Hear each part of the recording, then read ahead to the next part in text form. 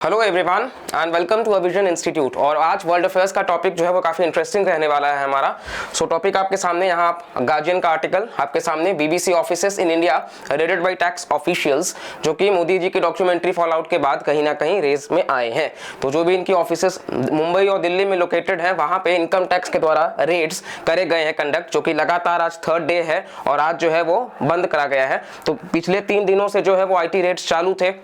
कहीं ना कहीं मोदी जी की जो डॉक्यूमेंट्री है उसको लेकर के भी कयास लगाए जा रहे हैं कि इसकी वजह से है। अब क्या कारण है, नहीं कारण है, वो हम इस वीडियो में जानेंगे। साथ साथ हम ये भी जानेंगे कि यूके का अपना भी क्या यहाँ पे स्टांस रहा है। Even United states of America ने भी इसको लेकर के क्या प्रतिक्रिया दिखाई है, कि उन्होंने भारत का समर्थन दिया है या बीबीसी को लेकर के कुछ कहा है। तो इन सब टॉपिक्स को आज हम यहाँ पर देखेंगे। तो इस वीडियो को बने रहने के लिए और इन सब चीज़ों को जानने के लिए देखते रहिए वीडियो में। तो जैसा कि आप देख रहे हैं ये आर्टिकल में, और नेक्स्ट हम आपको दिखाना चाहते हैं कि कहीं ना कहीं ये जो डॉक्यूमेंट्री है ओवरऑल, ये डॉक्यूमेंट्री बीबीसी जो है उसने 2 बातों को यहाँ पे दर्शाया है मुख्यतः। पहला, जब 2002 में वो गुजरात में मुख्यमंत्री थे और जो गोधरा कांड हुआ था, तो उसमें उन्होंने बताया है कि किस तरीके से हजारों से ज़्यादा मुसलमानों को मारा गया और उनके ऊपर अत्याचार किया गया। और इसके अलावा फिर आप कहीं ना कहीं कह सकते हो कि जब वो प्रधानमंत्री बन चुके हैं तो भी वो कह रहे हैं कि कहीं ना कहीं अगेन माइनॉरिटीज के खिलाफ, स्पेशली मुस्लिम्स को टारगेट किया जा रहा है और उनके वेलफेयर के बारे में बात नहीं करी जा रही है। तो कहीं ना कहीं बीबीसी का ये मानना है। और आपको पता होगा कि भारत जो है वो सेक्युलर कंट्री है और हम हमेशा धर्मनिरपेक्ष रहते हैं और एक कहीं ना कहीं रिलीजन हम फोकस नहीं करते हैं, हम सभी धर्मों को एक साथ लेकर के चलते हैं। तो ये जो बार बार एलिगेशंस लगाया जाता है, इस्लामोफोबिया फैलाने की जो कोशिश करी जाती है हमारे देश में, ये जो है वो कतई गलत है। और इस चीज को आप देख सकते हो कहीं ना कहीं कि आप खुद भारत में रह करके इस चीज को ऑब्जर्व कर सकते हो। इवन बीबीसी की डॉक्यूमेंट्री को लेकर के वहाँ के MP जो हैं, खुद ये ब्रिटेन के MP हैं, ठीक है। और उनका ये मानना है कि वो खुद कह रहे हैं कि बीबीसी की जो डॉक्यूमेंट्री है PM मोदी के ऊपर, वो उनके ओपिनियन में वो सऊदी जर्नलिज्म, ठीक है। और वो उसके ऊपर कह रहे हैं कि ये गलत है। It was attempted to create a wedge between India and UK, Bharat और यूके के रिश्ते को खराब करने को लेकर के ये है। Indian authorities must probe any allegations against the BBC. और इसके साथ साथ वो कह रहे हैं कि only thing I agree with BBC, PM Modi coming back to power. तो कहीं ना कहीं उन्होंने इस चीज को साफ साफ दर्शाया है कि जो भी बातें हैं वे बेबुनियादी हैं और साथ साथ में भारत और यूके के रिश्ते को खराब करने की कोशिश करी जा रही है। क्योंकि आपको पता होना चाहिए कि रिसेंटली यूके के जो प्राइम मिनिस्टर हैं वो ऋषि सुनक साहब ही हैं, जो इंडियन ओरिजिन बेस्ड हैं। इसके अलावा आप कहीं ना कहीं अभी देखोगे तो G20 का जो प्रेसिडेंटशिप है वो भारत को कंडक्ट करना है पहली बार। तो इंटरनेशनल अरीना में भी हमारा बहुत ज़्यादा इस बार नाम रहने वाला है और काफ़ी ज़्यादा हमने ग्रोथ दिखाया भी है हर पैमाने पर। तो इस वजह से इंडिया को बार बार टारगेट किया जा रहा है वर्ल्ड लेवल पे, क्योंकि इंडिया क्लाइमेट चेंज को लेकर के भी बात कर रहा है। इंडिया कहीं ना कहीं आत्मनिर्भर भारत, मेक इन इंडिया को बढ़ावा दे रहा है। कोविड को लेकर के भारत का पॉलिसी काफ़ी अच्छा चल रहा है। तो इस वजह से अभी टारगेट जो है वो चालू है। और इसी चीज़ को लेकर के आपको बता दें कि ये बीबीसी के ऊपर जो पहली बार रेड्स चलाया गया है, ये फर्स्ट टाइम नहीं है। बिकॉज मिंट का आर्टिकल आपको बता रहा होगा कि इंदिरा गांधी ने बीबीसी को बैन करा था, वो भी 2 बार, ठीक है। तो ये चीज आप कहीं ना कहीं ध्यान दे सकते हैं कि ये अपने आप में बीबीसी ने 2 सीरीज चलाया था, ठीक है, कैलकाटा और एक और आपका था, ठीक है, नाम नहीं याद आ रहा है।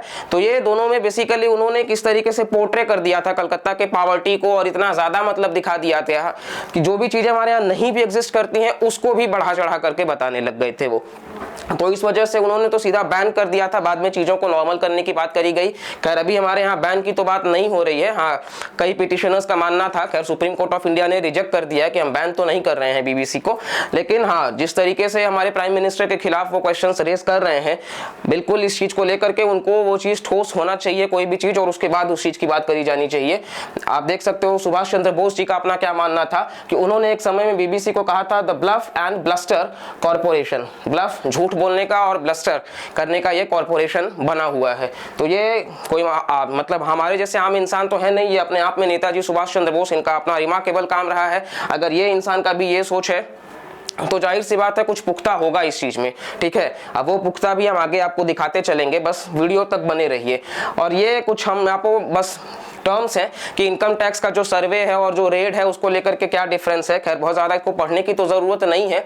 आपको हम बता दें कि जो इनकम टैक्स का ये आपको जो बताया जा रहा है वो इनकम टैक्स का सर्वे है। सर्वे में ज़्यादा पावर होता है, सर्वे में आप कुछ भी कर सकते हो। जो ऑफिसर्स होते हैं वो आपके ऑफिस से लेकर आपकी कंपनी के दायरे तक कोई उनका रेस्ट्रिक्शंस नहीं है, वो आपका घर से लेके सब कुछ, वो सब सारे सामान को खंगाल सकते हैं और सब कुछ चेक कर सकते हैं। लेकिन जब वही बात आ जाती है सर्च पे, जो कि अभी आईटी डिपार्टमेंट ने सर्च किया है, रेड कंडक्ट किया है, वो थोड़ा सा लिमिटेड होता है, ठीक है। और ये आईटी डिपार्टमेंट ने जो किया है वो भी ऐसा नहीं है कि मनमानी किया गया है। आपको बता दें कि ये बेसिकली जो किया जाता है वो आपके सामने हम दिखा रहे हैं, ये आर्टिकल एक, कि बीबीसी को बार बार नोटिसेस भेजा गया था, ठीक है, और नोटिस का रिप्लाई बीबीसी देना जरूरी नहीं समझा था, क्योंकि बीबीसी ट्रांसफर प्राइसिंग रूल्स को डाइवर्ट कर रहा था और अपने प्रॉफिट्स को भी डाइवर्ट कर रहा था। और ये गार्जियन का कटआउट है।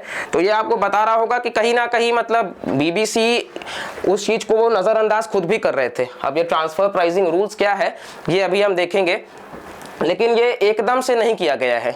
तो ये चीज़ें भी जो है वो एक सीक्वेंस में चलाई जा रही हैं। और रही बात ट्रांसफर प्राइसिंग रूल्स की, तो ट्रांसफर प्राइसिंग रूल्स की बात कर ले तो मोटा मोटा आपको ये बता सकते हैं कि मान लीजिए अगर आपकी कोई कंपनी है और वो कंपनी यूएसए में लोकेटेड है, ठीक है, और वहां से आपने मान लीजिए कि 1000 रुपए का प्रॉफिट किया और उस पर आपको 40% टैक्स देना होगा, यानी कि आपको 400 रुपए टैक्स देना होगा। अब आप सोचोगे कि 1000 का प्रॉफिट किए हैं यार, उसमें से तो 400 टैक्स ही भर देना पड़ेगा। तो आप उस 1000 को क्या करोगे कि मान लीजिए आप किसी अफ्रीकन कंट्री में, केनिया में आप इन्वेस्टमेंट अपना दिखा दोगे, कंपनी नहीं डाल दोगे और आप वहां सारा पैसा ट्रांसफर कर दोगे, और उधर हो सकता है 10% ही टैक्स हो, तो वहां तो आपको 100 रुपए में ही हो जाएगा। तो आप अपना 1000 का 800 वहां शिफ्ट कर दोगे, 200 यहीं रख दोगे। तो आपका अब जो है वो आप यूएस में कम टैक्स भरोगे और केनिया में भी टैक्स कम भर करके आप अपना प्रॉफिट बढ़ा सकोगे। ऑल्दो ये गलत नहीं है, बीबीसी खुद भी क्लेम करता है कि हम ये करते हैं, लेकिन बिल्कुल आप जिस कंट्री में बेस्ड हो वहां का तो एटलीस्ट आप प्रॉफिट अपना सही तरीके से भरो। तो कुल शॉर्ट में कहीं ना कहीं ट्रांसफर प्राइसिंग जो है वो यही है कि आप इन चीज़ों को जब आप पढ़िएगा डिटेल में, हम आपको पीडीएफ प्रोवाइड करा देंगे तो आप वहाँ से गो थ्रू कर सकते हैं। तो इन्हीं चीज़ों की बात वहाँ पे करी गई है। नेक्स्ट आपके सामने अगेन बीबीसी आईटी का सर्वे जो है, अब यूएस के जो है स्टेट डिपार्टमेंट स्पोक्स पर्सन नेड प्राइस नाम है इनका, तो रिसेंटली इनका भी बयान आया है कि आईटी सर्वे जो है उसका हम सपोर्ट करते हैं, समर्थन करते हैं, क्योंकि ये फ्री प्रेस के समर्थन के लिए जरूरी है पूरे दुनिया में, इसकी इंपॉर्टेंस को वो फील करा रहे हैं। तो कहीं ना कहीं यूनाइटेड स्टेट्स का ये इनडायरेक्ट सपोर्ट है बीबीसी के लिए ही, क्योंकि ये स्टेटमेंट से कहीं ना कहीं वो दिखाना चाहते हैं कि इंडिया में फ्री स्पीच जो है वो नहीं है या लैग कर रहा है। ऑल्दो आपको बता दें कि जो वर्ल्ड प्रेस फ्रीडम इंडेक्स होता है उसमें भारत की रैंक 2022 में काफ़ी गिर चुकी है और हम 180 में से 150 कंट्रीज पे आते हैं और हम लगातार गिर रहे हैं। तो हो सकता है अब इनके इस रिपोर्ट के बाद में हमारा रैंक और भी ज़्यादा गिर जाए।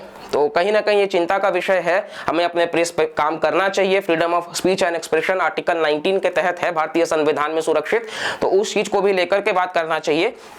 लेकिन ये जो टारगेट्स लगाए जाते हैं, आपको हम दिखाते हैं यूके का खुद का डेटा जो बता रहा है कि जो वैक्सीनेटेड लोग हैं उनकी अभी मोर्टेलिटी ज़्यादा है, मतलब मरने वालों की तादाद जो है वो वैक्सीनेटेड लोगों की ज़्यादा है। अब वो बीबीसी शायद आपको नहीं बताएगा, ठीक है।